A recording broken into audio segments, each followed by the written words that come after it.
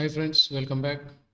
Now let's look some details about the data structure directory.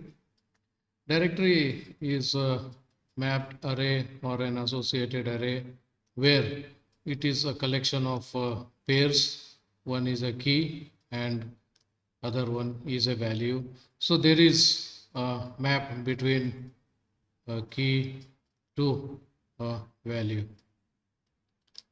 So the value is the data we want to save,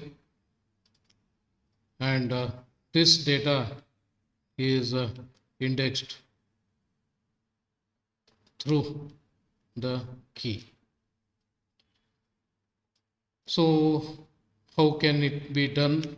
So there are two ends of working on this. One, you look at how much space is required and how much time is required in working with a number of data to be saved and retrieved from the memory.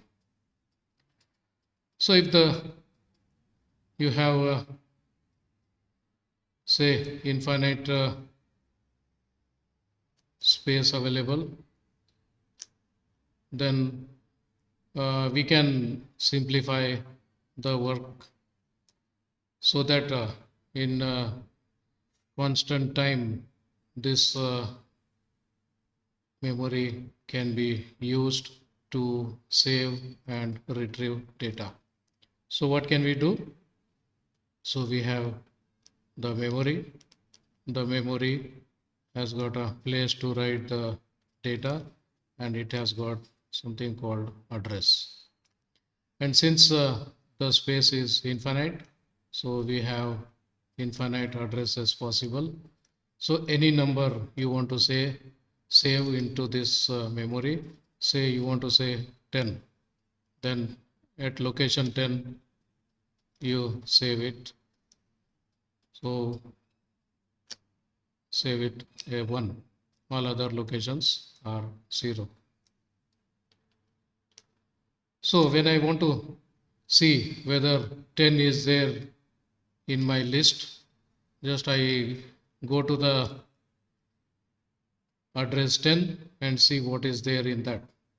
If it is 1, then we say yes, 10 is there in our list, and if it is 0, we say 10 is not there in our list. But in this case 10 is there in our list, and if you look at 9, then we find the value stored in 9 is a 0. So we can claim that number 9 is not there in our list, and all this we are doing with just telling yes or no. So we just need a bit mapping. So this is what we had looked into in our previous sessions working on bit arrays. So yes, that's when we have infinite space, then writing as well as reading needs a constant time.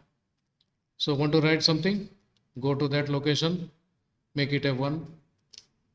Want to read whether such thing exists or not, go to that location and read.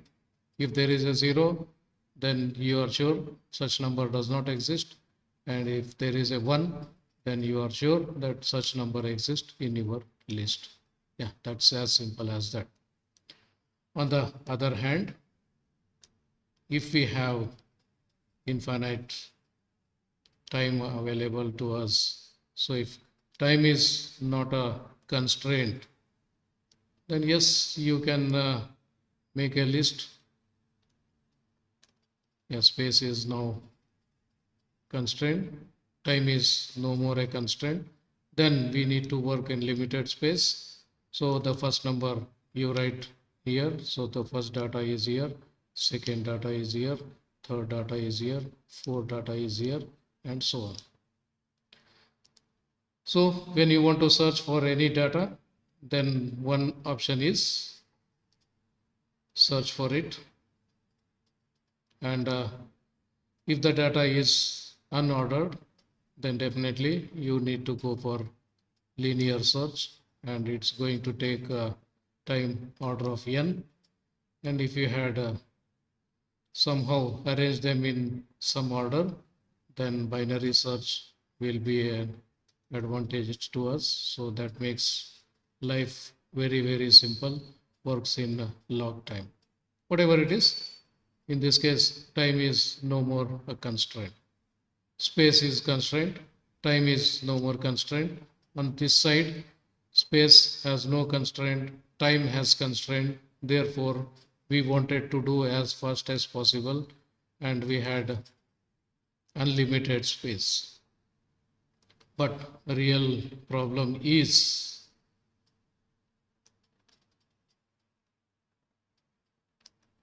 both space and time are limited.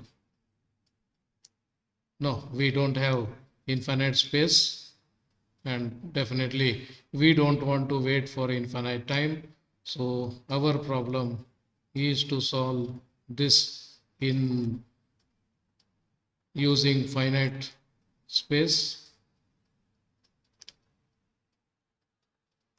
and find the solution in finite time. So the question is how to do this, and that's where the hash table comes to our aid. Hash table is another name for what we call a dictionary. How hash table helps in optimizing. So this is going to optimize our situation, both space as well as time complexities. And how it is done, let's see in our next sessions. So till then, take care. Bye.